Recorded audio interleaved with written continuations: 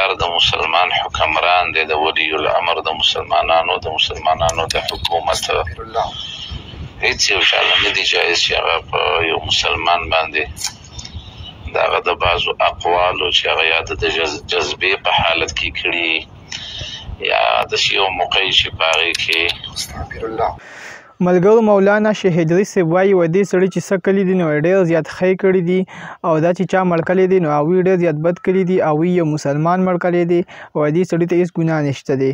ملګرو ډېر زیات زه خفه شوم چې مولانا شهید ادریس صاحب دا بیان مې واورېدلو. د هغوی دا خبرې به تاسو سره هم شریکوم او ټول حقیقت به تاسو سره په دې ویډیو کې زه شریکوم چې آیا دې کې څومره حقیقت دی او آیا دې سړي رښتینې ښه کړي دي او که نه، او دې ګستاخ چې کوم ګستاخي کړله نو آیا دا صحیح ویلي دي او که نه صحیح نه دي ویلي. نو دې ټول حقیقت به تاسو سره زه په دې ویډیو کې شریکوم. راځئ تاسو اول د مولانا شهید ادریس صاحب دا یو ویډیو کلیپ دی دا تاسو واورئ چې دا څه وایي چې دا یې ښه کړي او که نه بد یې کړي دي. بیا بیا هغه خپل چې کوم ریل دی نو هغه هم درسره شریکوم چې دې دواړو کې به ټول حقیقت شریکوم. نو راځئ تاسو دا واورئ، دا نه پس بیا تاسو سره خپلې خبرې کوم. السلام علیکم ورحمة الله وبرکاته.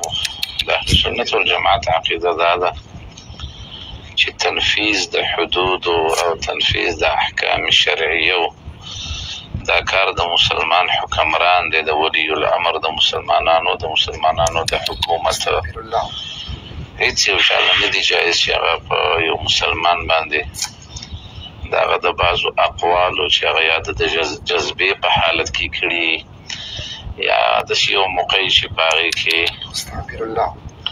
د ده ژبه غلطه شوي او سړی عموما مسلمان سړی یقیني مسلمانی نو چې دا د اهل سنت والجماعت عقیده ده چې دی.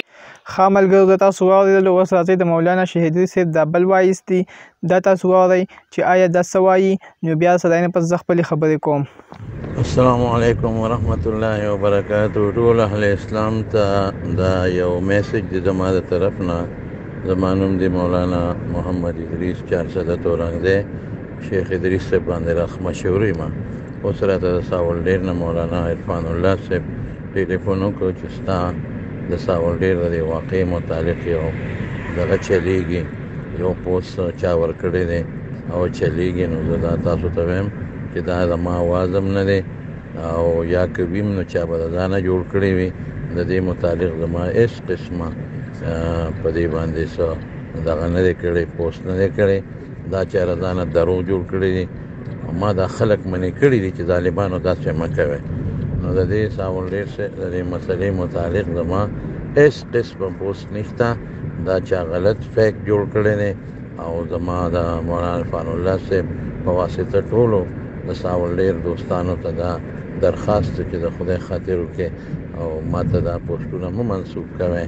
دا زما نه اواز دی نه زما پوسټ دی او دا هر چا چې جوړ کړی دی انتشار دپاره غلط یې جوړ کړی دی، ظالم دی.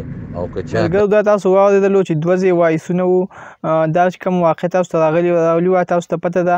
نو دې باره کې دا یو وایس ډېر خور شوی و چې دا مولانا شهید ادریس صاحب دی او وایي چې دغسې دې کس تا ښه کړي دي. خو مولانا شهید ادریس صاحب دا صحیح وایس چې کوم دی تاسو واورېدلو چې شهید ادریس صاحب وایي چې دا زه نه وم، یعنې دا ما نه دي ویلي، دا بل څوک چا ویلي دي او زما د بدنامولو لپاره نو ډېر زیات بد شوي دي. دا چې چا هم ویلي ډېر زیات بد یې کړي دي ځکه چې د یو ملا بدنامولو لپاره یې داسې ویلي او ګستاخ یو ګستاخي کړې وه. نو دغه سپورټ خو مولانا شهید ادریس صاحب نه دی کړی. نو دغسې دا چا یو د مولانا شهید ادریس صاحب بدنامولو لپاره دا ویډیو کړې ده. نو دا یې ډېر زیات بد کړي دي ځکه دا یو غټ شیخ صاحب دی، ملا دی.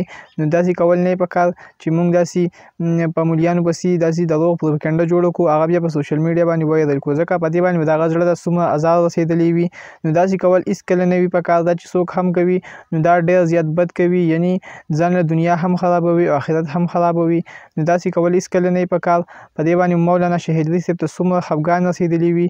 نو دا چې چا هم کړی دی نو هغوی ته دا ما ریکویسټ دی چې هغوی دې معافي وغواړي د شهید ادریس صاحب نه او د الله نه هم معافي وغواړي ځکه چې د هغه لپاره یو غټ بدنامي دغه کړې ده. نو هغه وایي چې ما ته ډېرو خلکو کال وکړلو چې دا تا څه ویلي دي، خو وایي دا زه نه یم. نو بلکل دا مولانا شهید ادریس صاحب نه دی، دې کې واضح پته لګي چې دا هغوی نه دي، خو بس دا چا راغیستی دی او دغسې د هغه د بدنامولو لپاره یې کړی دی. نو دا ویډیو ما چې تاسو سره هم شریک کړم، پوره حقیقت درسره شریک کړم چې دا واقع څنګه راغلی او څه حساب و، دا شهید ادریس صاحب دا بیان رښتیا دی او که نه. نو د ویډیو کتلو ډېره زیاته مننه. سعید جان ابشل چینل سره هم سبسکرایب کړئ. اوس ما له راکړئ اجازت و د لوی الله په امان.